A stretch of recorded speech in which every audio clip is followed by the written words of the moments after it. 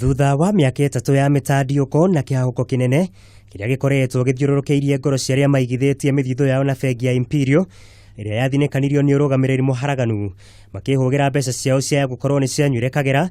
Rĩu mũthia wa ũhoro mwĩhoko nĩ mũhenũku kuona rĩu nĩ megũkorwo makĩamũkĩra gĩcunjĩ gĩa 12.7 kĩa mbeca icio. So far we have enabled 93% of the depositors full access of their deposits. This deal in KCB is two-phased.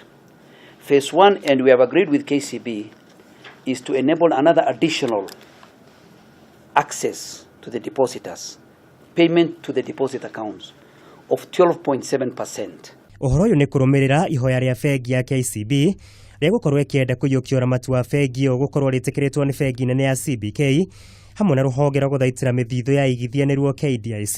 By 24th, all the depositors of IBL who have accounts with KCB have certified all the necessary requirements will have their 12% deposits in their accounts. Kũringana na mũrũgamĩrĩri mũnene wa rũhonge rũrũ Mohamed Mahmud, mbeca ici nĩ cia itĩna rĩa kerĩ kuma harĩ mũigana wa ciringi mbirioni 18 iria ciarekereirio itĩna-inĩ rĩa mbere kugerera ũnyitanĩri wa bengi ya KCB, NIC o ũndũ ũmwe na bengi ya DTB. We are very, very clear which direction we are taking. Now we are populating our structure and we want to play our effective role in being proactive.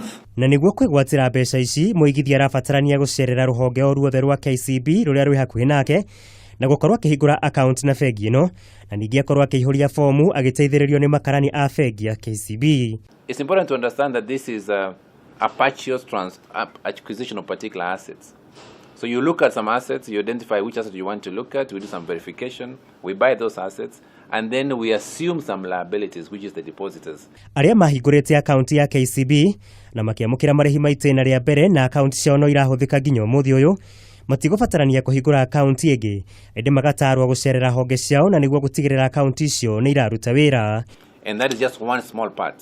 The second part for us is to be able to onboard those branches, verify those assets which we are going to take, and then announce a comprehensive payout for the depositors of Imperial Bank.